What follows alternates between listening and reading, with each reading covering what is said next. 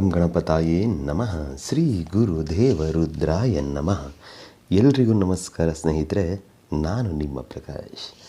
ಸ್ನೇಹಿತರೆ, ಇಂದು ನಾನು ನಿಮಗೆ ಒಂದು ಮಂತ್ರ ತಗೊಂಡು ಬಂದಿದ್ದೀನಿ. ಈ ಮಂತ್ರ ಏನಾದರೂ ನೀವು ಭುಜಪತ್ರೆಯ ಮೇಲೆ ಬರೆದು ನಿಮ್ಮ ತಲೆಯ ಹತ್ತಿರ ಇಟ್ಕೊಂಡು ಮಲ್ಕೊಂಡ್ರೆ ಸಾಕು, ನೀವು ಇಷ್ಟಪಟ್ಟವರು ನಿಮ್ಮ ವಶ ಆಗ್ತಾರೆ. ಅವರು ಯಾರೇ ಆಗಿರಲಿ, ಖಂಡಿತ ನಿಮಗೆ ವಶ ಆಗ್ತಾರೆ.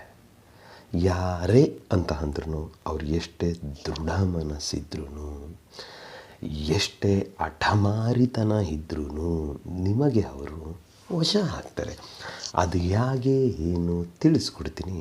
ಅದಕ್ಕೂ ಮುಂಚೆ ನನ್ನ ಚಾನಲನ್ನು ಸಬ್ಸ್ಕ್ರೈಬ್ ಮಾಡಿಲ್ಲ ಅಂದರೆ ಸಬ್ಸ್ಕ್ರೈಬ್ ಮಾಡಿ, ಲೈಕ್ ಮಾಡಿ, ಶೇರ್ ಮಾಡಿ, ಹಾಗೆ ಬೆಲ್ ಐಕಾನ್ ಬಟನ್ ಪ್ರೆಸ್ ಮಾಡೋದನ್ನ ಮರಿಬೇಡಿ.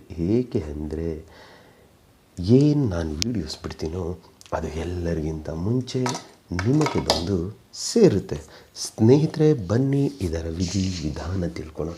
ಮೊದಲಿಗೆ ನೀವು ಯಾರಿಗೋಸ್ಕರ ತುಂಬ ಪ್ರಯತ್ನಗಳನ್ನ ಪಟ್ಟಿದ್ದೀರೋ, ಅವರ ಹಿಂದೆ ಹೋಗಿ ಹೋಗಿ ಸಾಕಾಗಿದೆಯೋ, ಎಷ್ಟೇ ನೀವು ಪ್ರಯತ್ನ ಪಟ್ಟರು, ಎಷ್ಟೇ ಮೆಸೇಜ್ ಮಾಡಿದ್ರು, ಎಷ್ಟೇ ಮಾತನಾಡಿದರೂ ನಿಮಗೆ ಅವರು ರೆಸ್ಪಾನ್ಸ್ ಕೊಡ್ತಾ ಇಲ್ಲ ಅಂತ ಅಂದರೆ, ಮೊದಲಿಗೆ ಶುಕ್ರವಾರದ ದಿನ ಒಂದು ಭುಜಪತ್ರೆಯನ್ನು ತನ್ನಿ. ಹಾಗೆ ಅವರ ಫೋಟೋವನ್ನು ಕಲೆಕ್ಟ್ ಮಾಡಿ ಶುಕ್ರವಾರದ ರಾತ್ರಿ ಭುಜಪತ್ರೆಯ ಮೇಲೆ, ಇವಾಗ ನಾನು ನಿಮಗೆ ಒಂದು ಮಂತ್ರವನ್ನು ಕೊಡ್ತೀನಿ. ಈ ಮಂತ್ರವನ್ನು ನೀವು ಅದರ ಮೇಲೆ ಬರೀಬೇಕಾಗುತ್ತೆ. ಬರೆದು ಅದರ ಕೆಳಗಡೆ ಅವರ ಹೆಸರನ್ನು ಬರೆದು ಪ್ಲಸ್ ಚಿಹ್ನೆ ಹಾಕಿ ನಿಮ್ಮ ಹೆಸರನ್ನು ಬರೆಯಬೇಕಾಗುತ್ತೆ.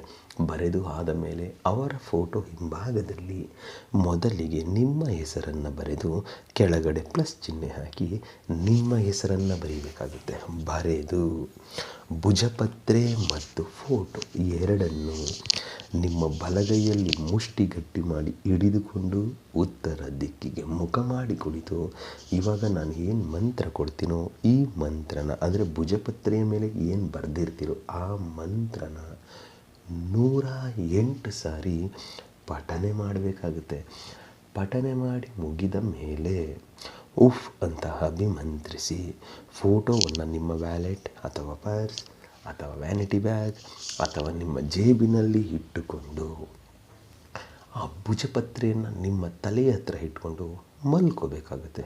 ಇಷ್ಟು ಕ್ರಿಯೆ ನೀವು ಮಾಡಿದ್ದೇ ಆದಲ್ಲಿ ಅವರು ಎಂತಹವರೇ ಆಗಿದ್ದರೂ ಸರಿ, ನಿಮಗೆ ಆ ಕ್ರಿಯೆ ಮಾಡಿದ 24 ಗಂಟೆಯ ಒಳಗಡೆ ಅವರ ಕಡೆಯಿಂದ ನಿಮಗೆ ರಿಸಲ್ಟ್ ಸಿಗುತ್ತೆ, ಬಂದೇ ಬರುತ್ತೆ. ಅದಕ್ಕೆ ಮಂತ್ರ ಹೀಗಿದೆ: ಓಂ ರೀಂ ಕ್ಲೀಂ ಮಂ ಹಮ್ಮುಖಿ ಆಕರ್ಷಣ ಸುಖೇ ನಮಃ. ಮಂತ್ರ ಇನ್ನೊಮ್ಮೆ ಹೇಳ್ತೀನಿ ನೋಡಿ ಸ್ನೇಹಿತರೆ. ಓಂ ರೀಂ ಕ್ಲೀಂ ಮಂ ಹಮ್ಮುಖಿ ಆಕರ್ಷಣ ಸುಖೇ ನಮಃ. ಈ ರೀತಿಯಾಗಿ ಮಂತ್ರ ಪಠನೆ ನೀವು ಮಾಡಿದ್ದೇ ಆದಲ್ಲಿ, ಹಮ್ಮುಖಿ ಅನ್ನೋ ಜಾಗದಲ್ಲಿ ಅವರ ಹೆಸರನ್ನು ತೆಗೆದುಕೊಳ್ತಾ ಮಾಡಿದ್ದೇ ಆದರೆ ಖಂಡಿತ ನಿಮಗೆ ರಿಸಲ್ಟ್ ಸಿಗುತ್ತೆ.